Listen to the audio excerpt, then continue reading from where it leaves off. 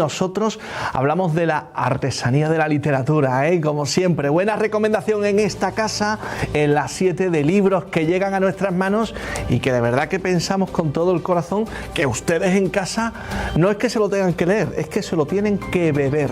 Porque miran qué libro más interesante nos ha llegado. Desde Ediciones B, El aprendiz, de Jon Echanove, y con Sevilla en el centro. Vamos a hablar del siglo XVII, ¿verdad? Con ese punto importante en la historia de nuestra ciudad. Venimos del descubrimiento, Puerta de América, una de las grandes ciudades de las orbes en todo el mundo. También una época que comienza la decadencia, la hambruna, epidemias, en definitiva, una historia trepidante, novelada por Jon Echanove, que hoy tenemos la enorme fortuna que nos acompañe aquí en las 7. Jon, ¿qué tal? Buenas tardes. Muy buenas tardes, Moisés. Fenomenal. Un placer, un placer. No, el placer mío y sobre todo placer de estar de nuevo en Sevilla, que es una maravilla. Pues precisamente es lo primero que te quería preguntar, Jon. ¿Por qué Sevilla?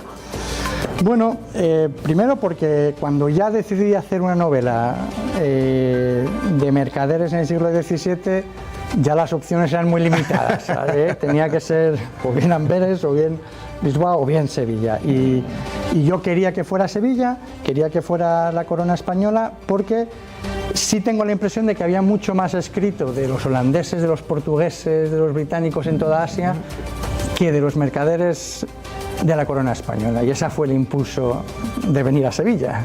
La motivación inicial, en este caso del autor, del escritor, era hablar de los mercaderes, es decir, esa era la premisa, podríamos decir, ¿no? Sí, porque, bueno, yo profesionalmente yo me he pasado mucho tiempo en el comercio internacional y entonces hay una afinidad, y había leído mucho, pero había leído poco o descubierto poco de los mercaderes del Imperio Español. Y cuando empecé a indagar, pues me empezó a interesar y se transformó en una historia que quería novelar. Ya no solo yo formarme históricamente, dijo, mira, que hay una historia que quiero contar, porque lo que a mí me han contado del Imperio Español pues estaba muy centrado en los conquistadores, la religión, la corona, la Inquisición, y mucho menos de qué pasaba con estas flotas que iban y venían, ¿no? Claro. No nos equivocamos si decimos que estamos hablando de una época, siglo XVII, que es donde nos vamos a meter de lleno en esta novela, donde Sevilla es centro del mundo. Total. Sevilla es una ciudad que crece gracias al descubrimiento de América y de ser el centro de la casa de contratación.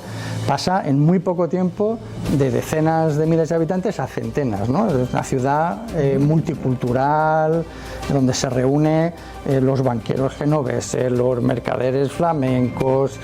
Debía ser una ciudad extraordinaria y al mismo tiempo, me imagino, muy difícil de vivir, con mucho cambio, con mucha desigualdad social, pero fascinante. Incluso caótica, ¿no? Dicen algunos, ¿no? Bueno, de movimiento, de entrada, salida, de gente de fuera. Sí, debía ser. Y aparte que hay una... intento reflejarlo en la novela, pero es algo que sí me hubiera gustado ver o fantasear, que es el momento en el que llega la flota. Claro. Porque eso debía ser una especie de fiesta monumental, ¿no? Y además con esos galeones que había una de las investigadoras que hacía la analogía que para la población un galeón era como para nosotros una nave espacial, ¿no? Y entonces tú imagínate, ¿no? El Guadalquivir plagado de esas bestias que la mayoría no habría visto en su vida, ¿no? Claro. Pues debía ser algo único. Sin duda. Bueno, Jon, por hablar un poco también del contenido, de la temática, esta es la trepidante historia, vamos a ver todo a través de los ojos de un niño, en Lagartija, del barrio de Triana. Algunos críticos que ya hablan de tu obra lo perfilan mucho con aires de Oliver Twist. Bueno, sí, en el sentido de descubrir las distancias, claro, entre Oliver Twist y el aprendiz, pero sí en el sentido, imagino, en el que se descubre el mundo a través de la inocencia de un niño en un entorno muy difícil, de mucha pobreza, de mucha exclusión social, y desde la inocencia y la curiosidad de un niño, ¿no? Que era una de las cosas que yo quería técnicamente traer, porque me permitía no tener un juicio de valor sobre lo que le estaba pasando en esa sociedad, que naturalmente desde el siglo XX igual tendemos a muy rápidamente a juzgar qué es lo que pasaba como bueno o malo, y eso, tener un niño me permitía alejarme un poco de ese juicio de valor. De ese juicio. ¿Quién era el Lagartija? Háblanos un poquito de este chico. Pues el Lagartija es un chaval que en una de esas pandemias que hacías referencia al principio se queda huérfano. Ajá. Y tiene, entre las múltiples desgracias, claro, tiene la fortuna de coincidir con una cuadrilla también de pícaros que sobreviven en las calles, y que es lo que le permite a él tener una entrada al mundo, ¿no? Y lo que pasa es que la vida suya va a cambiar de golpe, porque va a tener la oportunidad de abandonar las calles. Y se lo va a ofrecer un mercader oscuro, el flamenco, que bueno, le va a exigir un precio alto por ese nuevo confort. Un poco buscando la supervivencia en esa época, como bien comenta John, tan compleja, ¿no? Un escenario tan dificultoso, aunque estamos hablando de una época muy rica también en la historia y en el patrimonio. La figura de los mercaderes, es decir, si nos metíamos en ese laberinto, ¿eran los que movían el cotarro? ¿Eran las personas que movían el...? O unos de los que movían, no necesariamente los únicos, pues estaba la nobleza, ¿no? La iglesia, pero los mercaderes claramente, y además Miguel Mañara, ¿no? Que sí. Calles, monumentos, iglesias por todas partes, no era uno de ellos, una de esas familias que tenían un poder monumental, económico, financiero y social, y su fortuna venía del comercio, ¿no? Principalmente, y del comercio con las Américas. Con las Américas. Sí. ¿Ciudades paralelas en esa época a la importancia que tenía a nivel mundial Sevilla en el mundo? Tal vez Amberes era el contrapunto en el norte de Europa, pero las otras ciudades tenían una visión más hacia Asia. El comercio tanto de Amberes como de Lisboa era un comercio, Lisboa ya está en decadencia, pero son un comercio que está centrado en las especias de Asia, de lo que eran las pues India, lo que es Malasia ahora, que era donde quería ir Colón, por otra parte, que claro, es decir, el objetivo era hacer negocios y conquistar esas plazas de negocio. Lo que pasa es que se encontraron un continente en medio, ¿no? Y pasaban por allí. Y esa, fíjate, eso es una parte muy interesante para mí de la historia, sí, porque mientras que los otros imperios, igual de depredadores que el español, de la corona española, iban a un mundo donde ya había 1000 años de rutas de comercio, con América se empezó de cero. Es decir, en América había civilizaciones, pero no había unas rutas comerciales globales como las había en Asia, ¿no? Y creo que eso es algo muy interesante, que se desarrolló desde el principio, porque en América no había ninguna conexión, obviamente, con Europa, ¿no? Vale. Lo comentabas al principio, has tenido que pisar Sevilla, evidentemente. No sé cuánto tiempo te ha llevado de trabajo de fondo el poder desarrollar esta historia. En torno al año y medio, ¿no? Vale. Desde la investigación y la documentación, y desde allí las gracias a la Universidad de Sevilla, porque tiene unas tesis y unas publicaciones realmente extraordinarias, unas joyas para cualquiera que quiera enterarse un poco. Y claro, venir a Sevilla y fascinarme y enamorarme más allá de poder recrearlo, más allá de la novela. Yo tengo que decir que en mi conocimiento de Sevilla, su componente histórica, sí, no era tan relevante para mí, no se había sentado en mí qué significaba, claro, Sevilla, ¿no? Sí. Y el trabajo de la novela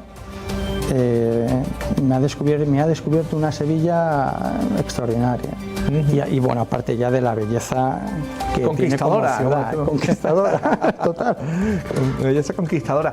Claro, cuando has pisado Sevilla, que la has tenido que pisar en alguna que otra ocasión, la recreación de este siglo XVII en Sevilla, esa radiografía, a punto de vista del autor, ¿cuánto hemos cambiado o cuánto habría cambiado la Sevilla de aquella época a la Sevilla de hoy?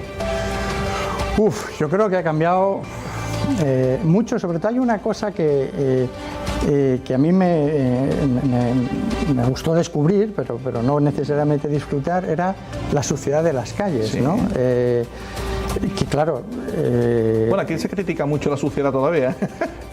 Ya, pero a nivel municipal. Puede ser, pero estamos hablando de otro nivel. Claro. Uno de los libros de documentación decía que incluso en los cementerios se medio enterraba, o sea, no realmente se quedaba ahí una mano fuera y tal. Y claro, debía ser un olor aquello espantoso, ¿no? Y en eso ha cambiado mucho. Pero, por otro lado, esa Sevilla del siglo XVII está reconocida ahora. Es decir, uno puede, del mismo modo que yo hice, y invito a cualquiera a hacerlo, pasear e imaginar y vivir todavía esa Sevilla aquí. Y se puede, ¿no? Y eso es algo maravilloso, porque en todos lados se puede. No en todos lados se ha conservado esa historia. Y que sea pública, de acceso público, ¿no? Que no simplemente pasee la historia y sepa, y además es cierto, que uno esté paseando por la misma calle que gentes del siglo XVII paseaban para hacer sus negocios o para ir al notario, ¿no? Sí. Y en ese sentido es un disfrute maravilloso. Es un privilegio, tenemos aquí sin duda. Bueno, John, por despedirnos, no sé si estamos ya con otras historias en mente, en esta narrativa histórica que tanto prestigio también te está dando en el panorama nacional. Muchas gracias. Pues mira, sigo en el siglo XVII y sigo expandiendo ese mundo de los mercaderes y explorándolo y dándole nuevas aventuras a nuestro personaje. Intrépido. Muy bien, pues interesante. Estaremos pendientes a la firma de John Echanove, que nos trae aquí a través de Ediciones B este libro tan interesante que, como decimos, tienen ustedes que disfrutar, empaparse de ello para conocer mucho mejor también la historia de nuestra querida Sevilla en esa época tan trascendente en nuestro legado, en nuestros anales. Así que ya lo saben, en librerías, disponible al 100%, lo pueden conseguir. El aprendiz de John Echanove, al que agradecemos enormemente que nos haya querido visitar este ratito aquí hoy en La 7. El placer es mío, muchísimas gracias. Nos vemos en la próxima. Venga. Gracias, John. Gracias. Hasta la próxima. Bueno, venga, vamos a continuar. No se nos vayan a ir porque pasamos de literatura a música. Grupazo que celebra nada más y nada menos que 20 años en la música pop española. Vienen desde Cádiz porque se llaman Becai. Aquí se lo contamos en tan solo unos minutos.